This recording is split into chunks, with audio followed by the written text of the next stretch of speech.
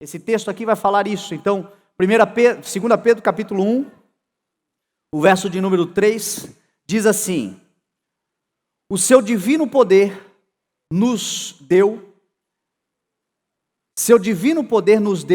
tudo o que necessitamos para a vida e para a piedade, por meio do pleno conhecimento daquele que nos chamou para a sua própria glória e virtude. Olha só o que diz o verso 3. Seu divino poder nos deu tudo o que necessitamos para a vida e para a piedade, por meio do pleno conhecimento, ou seja, desfrutar da vida e da reverência ao Senhor, do divino poder do Senhor, que nós necessitamos, vem por meio do pleno conhecimento daquele que nos chamou para a sua glória e virtude. Quem é aquele? O nosso Senhor, o nosso Salvador.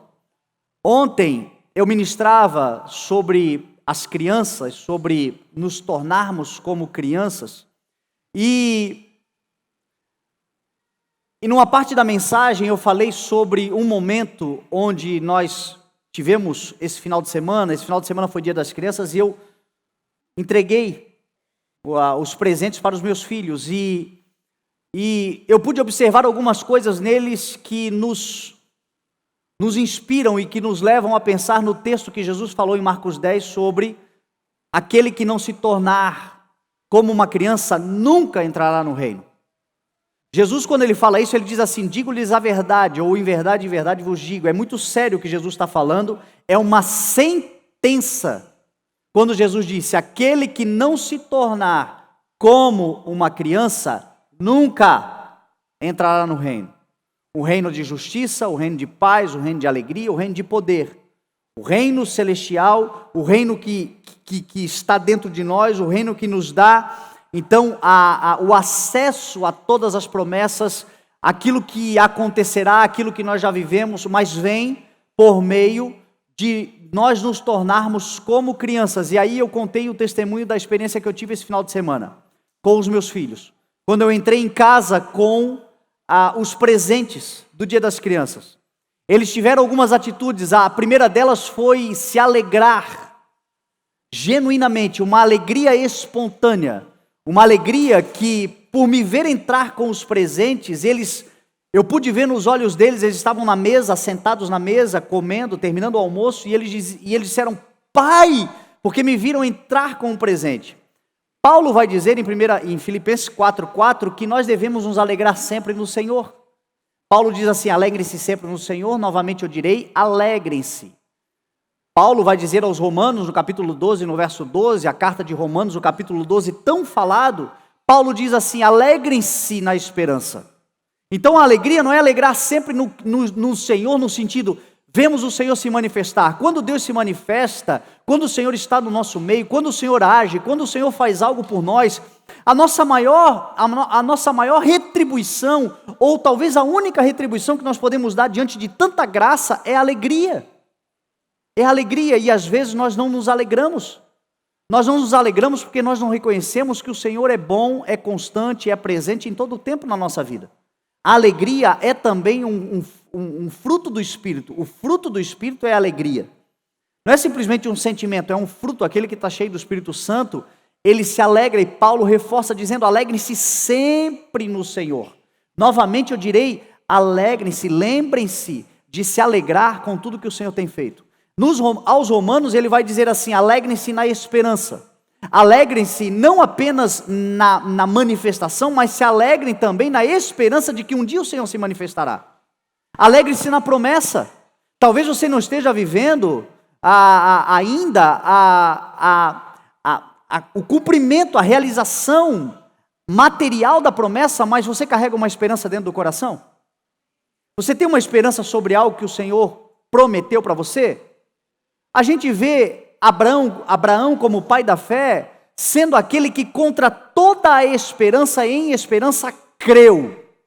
Contra toda a esperança da realidade, da circunstância, da velhice, da infertilidade de Sara, mas carregando uma promessa. Não era a realidade circunstancial que determinava o coração e a alegria de Abraão, mas era a promessa do Senhor, era a esperança naquilo que o Senhor, que é fiel, prometeu. Eu não posso, eu não consigo, eu não sei, não dá, não existe possibilidade, não tem horizonte diante de mim, mas eu tenho uma palavra, e na palavra eu depositei a minha esperança está no Senhor, e por isso eu me alegro. Então, meu irmão, no dia que você estiver triste, alegre-se na esperança. Alegre-se na esperança. Seja paciente na tribulação, Paulo fala, e perseverante. E persevere na oração. Alegre-se na esperança, seja paciente na tribulação e persevere em oração. Esse foi um ponto que me chamou a atenção nesse final de semana. O segundo ponto foi o fato deles se lançarem, eles saíram da mesa. Quando eles me viram entrando com o presente nas mãos, eles pularam da mesa, e nós estávamos no momento da sobremesa, e eu brinquei ontem aqui, falando uma verdade lá em casa plena. Lá em casa, a sobremesa, você não tem ideia do valor que ela tem. Sobremesa lá em casa é moeda de troca, literalmente. Se comportar, tem sobremesa. Se desobedecer, não tem sobremesa. Se tomar banho depois do almoço, tem sobremesa. Se não tomar, não tem sobremesa. Se comer tudo, tem sobremesa. Se não tiver, não tem sobremesa. E a sobremesa é a nossa arma contra a desobediência e a rebeldia. Então a gente fala, olha, abre o olho, não vai ter sobremesa. E eles são fissurados em sobremesa. E eles estavam na sobremesa, desfrutando do ponto máximo da refeição, a recompensa por tudo que eles tinham feito. Porém, quando eu entrei com os presentes, meu irmão, a sobremesa, esqueceram completamente e vieram na minha direção, priorizando tudo. Eu me lembrei quando o Senhor disse assim, busque em primeiro lugar o reino e a sua justiça. Talvez você esteja num tempo de desfrutar a sobremesa do Senhor. Porém, se o Senhor te chamar hoje, a prioridade ainda é o Senhor. Talvez você diga, mas você estava com um presente na mão. Aí é óbvio, mas eu te pergunto, alguma vez o Senhor se apresentou de mãos vazias? O Senhor nunca se apresenta de mãos vazias diante de nós, meu irmão. Todas as vezes que o Senhor nos se apresenta a nós, sem fé é impossível agradar ao Senhor. Porque aqueles que dele se aproximam precisam crer que ele existe e que ele recompensa aqueles que o buscam. O Senhor sempre tem algo maravilhoso para nos entregar. O Senhor sempre tem mãos abençoadoras. O Senhor é galardoador. A bondade, a graça, a misericórdia são bênçãos do Senhor. O Senhor sempre tem as mãos cheias de alguma coisa importante para nós. Porém, é importante que a gente priorize o Senhor, porque o Senhor não é Deus para depois, o Senhor é Deus de agora. E se hoje ouvires a voz do Senhor, não endureça o teu coração. E se o Senhor te chamar hoje, toma uma atitude hoje. Priorize. O Senhor é Deus de primícias. O Senhor nunca é Deus de segunda opção. O Senhor é Deus de estar no primeiro lugar na nossa vida, tendo a certeza que o mais Ele fará. Quando eu entrei na porta, eu me lembrei disso. Eles priorizaram totalmente. E o terceiro ponto foi o que diz o texto aqui, que me inspirou nesse texto. Eles, ao receberem o presente, eles desvendaram o presente. Eles desembrulharam o pacote. Eles correram para descobrir tudo o que havia por trás da embalagem. Por tudo o que havia, mesmo depois de verem o que tinha dentro do presente, eles começaram a desvendar o próprio presente. O Luca ganhou um skate, que era o que ele queria. A Bela ganhou uma boneca, que é o que ela gosta. Então, eles começaram agora a brincar, a desvendar, a buscar, a se aprofundar no conhecimento, desfrutando do presente que eles receberam. E aí eu me lembrei, meu irmão, do que Salomão disse em Provérbios capítulo 25. A glória de Deus é ocultar certas coisas. A glória dos homens é descobri-las. Deuteronômio 29, a Bíblia vai dizer assim: as coisas encobertas pertencem ao Senhor, o nosso Deus, as reveladas a nós e aos nossos filhos para sempre. Paulo aos Colossenses, no capítulo 2, no verso 2, ele vai dizer assim: esforço-me para que vocês sejam fortalecidos no coração, a fim de conhecerem plenamente o mistério de Deus, a saber, Cristo. Nele estão escondidos todos os tesouros da sabedoria e do conhecimento. Estão escondidos não porque são proibidos, estão escondidos porque são valiosos. E o desejo do Senhor é que uma vez que Ele se apresente a nós com presentes, a gente tenha esse desejo de desvendar e de buscar e de crescer na revelação. O maior presente que o Senhor nos deu é a sua palavra.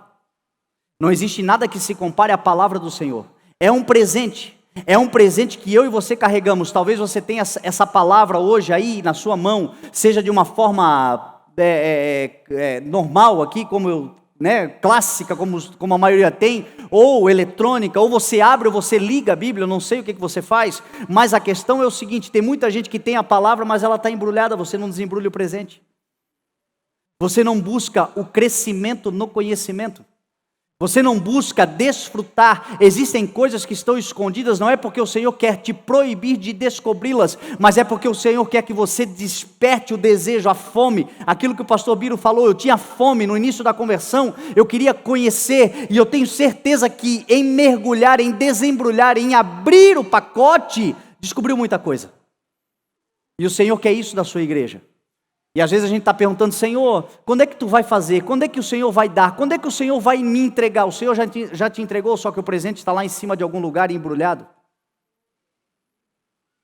E aqui o texto está dizendo: olha, agora que você entendeu essa verdade, olha o que diz o texto: seu divino poder nos deu tudo o que necessitamos para a vida e para a piedade. O que você precisa para a vida?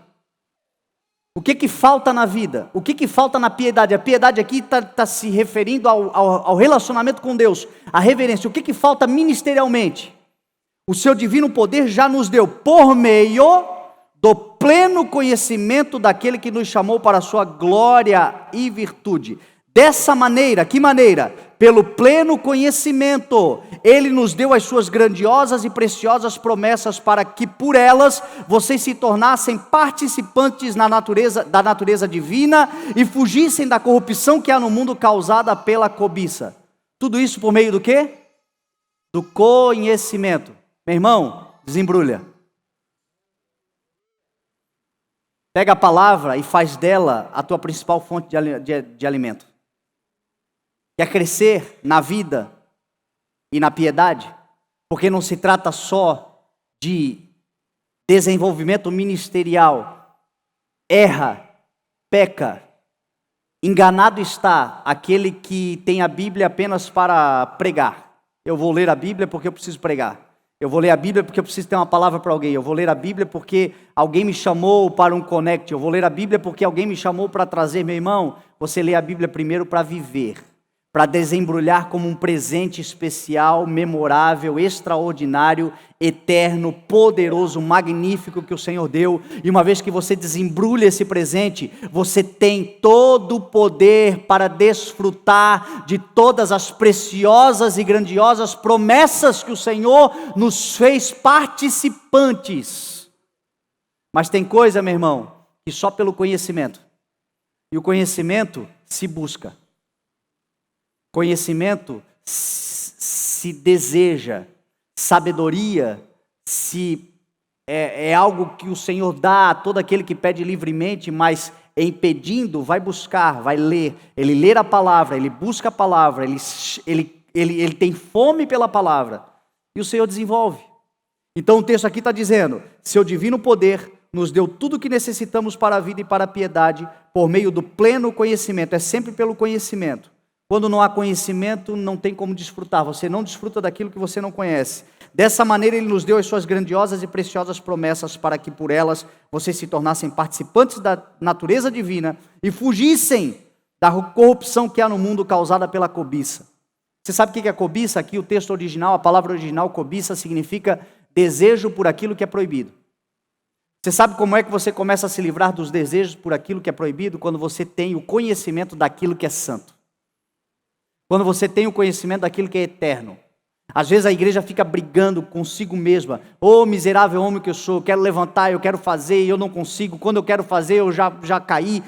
E aquela luta, mas parte dessa luta você perde porque você não conhece o tamanho da grandiosidade da preciosa promessa do Senhor para a sua vida. Porque quando você começa a ter o conhecimento, o texto está dizendo, é a palavra, nós fugimos da corrupção causada no mundo, causada por causa da cobiça.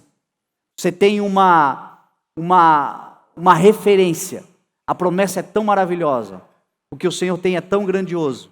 O que o Senhor tem é tão maravilhoso. O conhecimento das coisas que o Senhor tem preparado para mim, para minha família, para o meu ministério, para a minha história, para aquilo que Ele quer fazer comigo, pela razão que Ele me colocou nessa cidade, nesse trabalho. Quando eu começo a entender a preciosa e grandiosa, não preciosa e grandiosa, mas preciosas é plural, e grandiosas, porque são muitas as promessas que o Senhor tem para nós. São extraordinárias as promessas, mas é quando eu tenho conhecimento que eu começo a me livrar da corrupção que há no mundo, causada pelo desejo. O desejo, ele sempre estará ali. Nós nunca nos livraremos do mau desejo. O desejo, a Bíblia diz que nós todos somos atraídos pelo próprio mau desejo. Todos nós temos um mau desejo, sendo por esses arrastados, enredados. E o desejo, uma vez que é concebido, dá luz ao pecado, e o pecado consumado gera morte. Veja que o pecado que traz a morte é o pecado consumado, que não começa pelo mau desejo. O mau desejo todos nós temos. Tem gente que acha que porque está no Senhor, o simples fato dele desejar alguma coisa, ou dele ter um mau desejo, um mau pensamento, uma vontade ruim, ele já está pecando, e às vezes ele já está se condenando, porque ele pensa que andar em Deus significa que ele está livre de maus pensamentos. Nunca estaremos, eles sempre estarão permeando a nossa vida. Eles sempre estarão voando como urubus em torno da nossa cabeça, mas a gente pode impedi-los de fazer ninhos em nós. Então nós somos todos tentados pelo próprio mau desejo, e o desejo sendo concebido, é quando eu digo, eu acho que não tem problema, eu acho que é isso aí mesmo, eu acho que eu vou tentar, eu vou dar uma arriscada. Então o desejo sendo concebido dá a luz ao pecado, e o pecado consumado gera morte. Então tem um processo. Mas o mau desejo, o desejo da cobiça, então é vencido pelo conhecimento. Meu irmão, desembrulha o pacotão que o Senhor tem colocado na tua mão. O Senhor entrou pela porta da tua vida, pela porta do teu coração. O Senhor entrou pela porta da tua casa, e quando Ele entrou com um sorriso no rosto. Quando Ele entrou alegre, porque Ele estava trazendo a alegria do Senhor para a sua vida. Quando Ele entrou recompensando. Ele é galardoador, Ele é cheio de presentes nas mãos, Ele traz tanta coisa para nós todos os dias. A vida como um todo é graça. O dia de hoje foi um presente do Senhor. Este é o dia que o Senhor fez, diz a palavra, alegremos-nos e regozijemo-nos nele. O Senhor entra na nossa vida todos os dias trazendo presentes. Então agradeça, glorifique, priorize e desembrulhe. Abra e mergulhe nesse oceano profundo que é a palavra do Senhor. Que o Senhor desenvolva essa igreja habilitada, preparada, capacitada, essa igreja pronta, esta igreja que a qualquer momento o Senhor vai nos soprar. Eu tenho dito isto há 6 anos, que é o tempo do ministério, e eu já tenho visto isso acontecer com alguns entre nós, pessoas que receberam a palavra no seu coração dizendo, é para mim, eu creio nessa palavra, eu sei que o Senhor vai fazer, eu não sei como vai fazer, mas eu creio que eu faço parte porque eu estou aqui, e o Senhor não ajunta pessoas aleatoriamente, o Senhor une propósitos, e essas pessoas crendo na palavra, estão fazendo o quê? Crescendo no conhecimento, crescendo na graça, crescendo no entendimento, buscando o relacionamento com Deus, desembrulhando, desvendando a promessa que o Senhor tem dado, ocultar certas coisas é a glória de Deus, desvendá-las é a nossa glória, é o que o Senhor quer que nós busquemos, é o que o Senhor quer que nós façamos, e assim o Senhor vai nos levar, e de repente, meu irmão, de repente, soará uma trombeta poderosa, de repente, meu irmão, o Senhor se manifestará, de repente a porta se abrirá, de repente o Senhor surpreenderá. Os meus filhos, na sexta-feira, eles não esperavam eu sair de casa, sem dizer nada para ninguém, eu tomei banho, saí, eles ainda estavam meio que dormindo. Quando eu voltei, eu não disse que ia comprar presente, eu entrei como alguém que surpreendeu, de repente eu cheguei em casa cheio de presentes. É assim que o Senhor faz, de repente, meu irmão. Você está lá na mesa que é dele, você está comendo a comida que é dele, você está se alimentando do pão que ele deu, da água que ele deu, da sobremesa que ele deu, mas de repente ele ainda chegará para surpreender infinitamente, fazendo mais além daquilo que pedimos ou pensamos. Larga tudo, corre na direção dele, pega o presente, desembrulha e aprende a usar, e você vai se alegrar ainda mais naquilo que o Senhor tem. E aí o texto aqui vai continuar dizendo então, por isso mesmo, Por quê? Pelo conhecimento, pela busca, pelo desejo, pela confiança no Senhor. Por isso mesmo, empenhem-se, dediquem-se para acrescentar à vossa fé, à sua fé, a virtude o conhecimento, ao conhecimento o domínio próprio, ao domínio próprio a perseverança a piedade, a piedade a fraternidade e a fraternidade o amor. Porque se essas qualidades existirem e estiverem crescendo, não é só o fato de existir, é existir e crescer em sua vida, elas impedirão que vocês, no pleno conhecimento do nosso Senhor Jesus Cristo, sejam inoperantes e improdutivos. A palavra original aqui é infrutuosos, inoperantes e incapazes de frutificar no pleno conhecimento de Deus. Todavia, se alguém não as tem, está cego, só vê o que está perto, esquecendo-se da purificação dos seus antigos pecados. Portanto, irmãos, empenhem-se ainda mais para consolidar o chamado e a eleição. Quem é chamado, quem é eleito aqui? O chamado e a eleição de vocês, pois se agirem desta forma, jamais tropeçarão, e assim estarão ricamente providos quando entrarem no reino eterno de nosso Senhor e Salvador Jesus Cristo.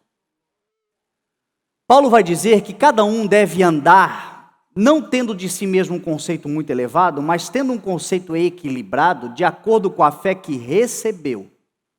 Você sabia que para você crer, a fé que você tem é um presente, é uma dádiva? O Senhor nos dá fé. Agora o interessante é que o texto aqui está dizendo que depois desse presente da fé, eu devo me empenhar para acrescentar. Não é o Senhor, sou eu acrescentando. É o meu desejo, é o homem que entendeu a graça do Senhor, é o homem que recebeu a plenitude da salvação, é o homem que entendeu tudo que o Senhor fez, é o homem que sabe que é salvo pela graça, por meio da fé, que isso não vem de nós, é dom de Deus.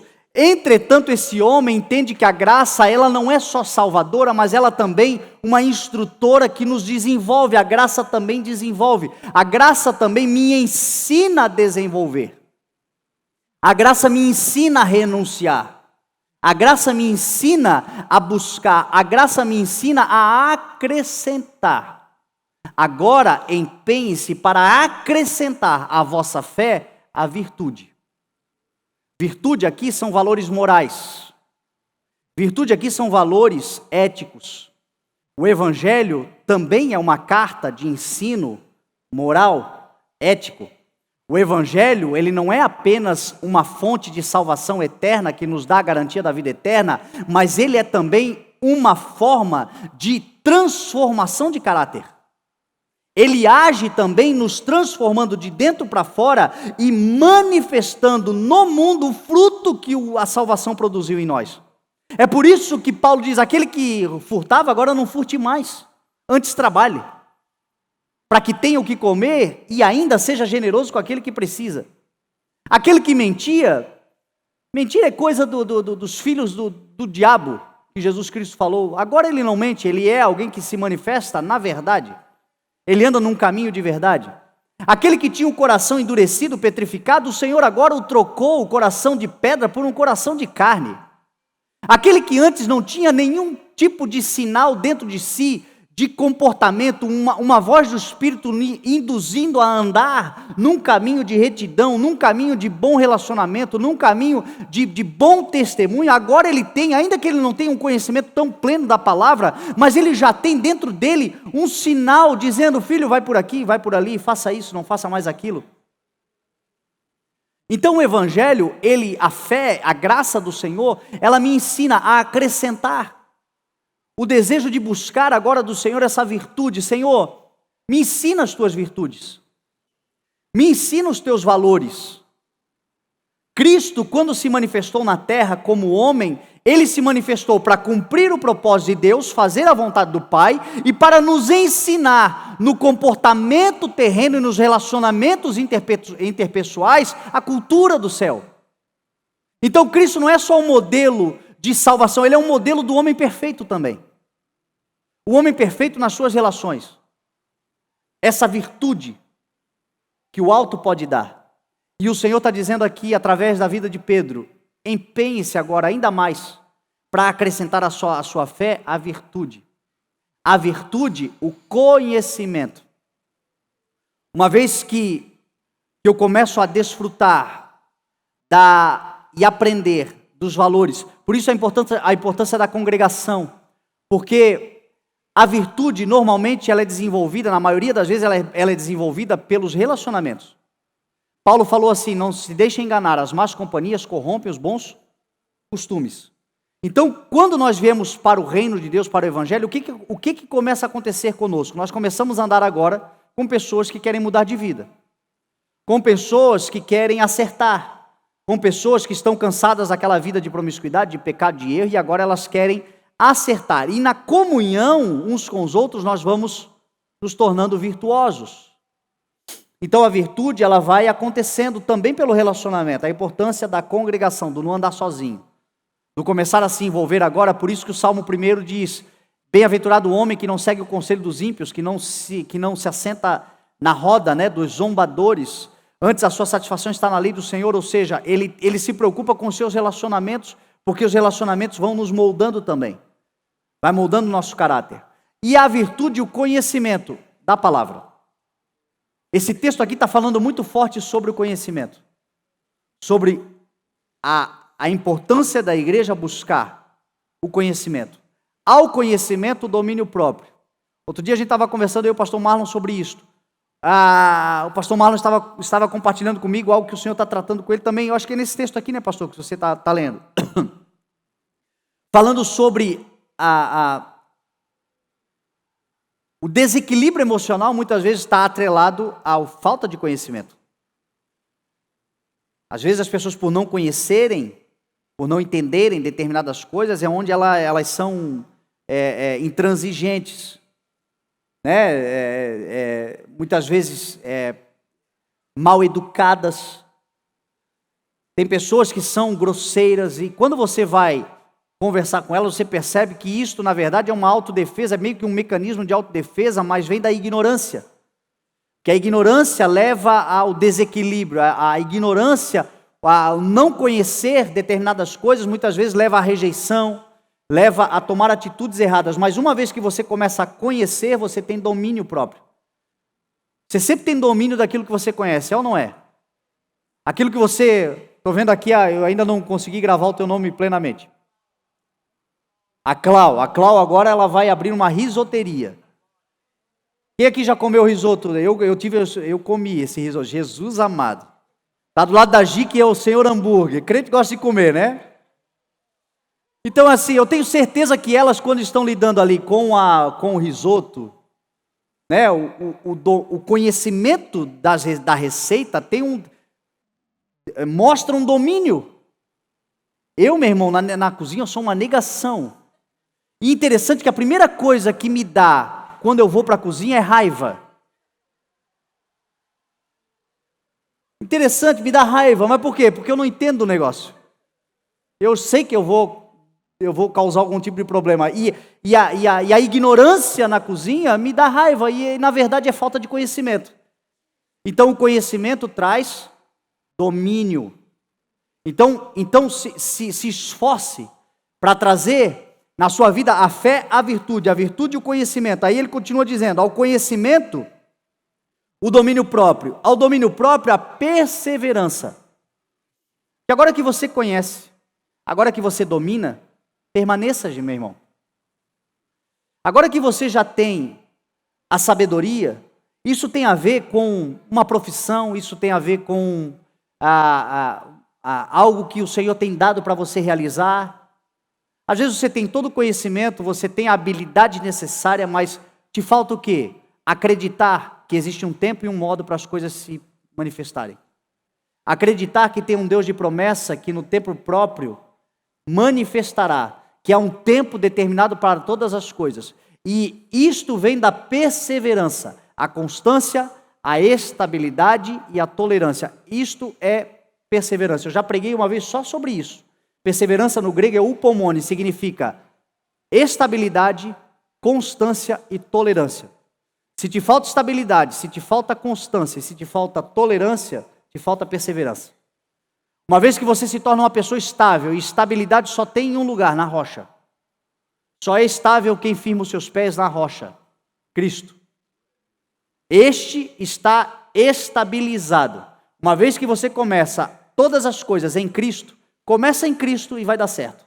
Porque Ele é autor e Ele é consumador.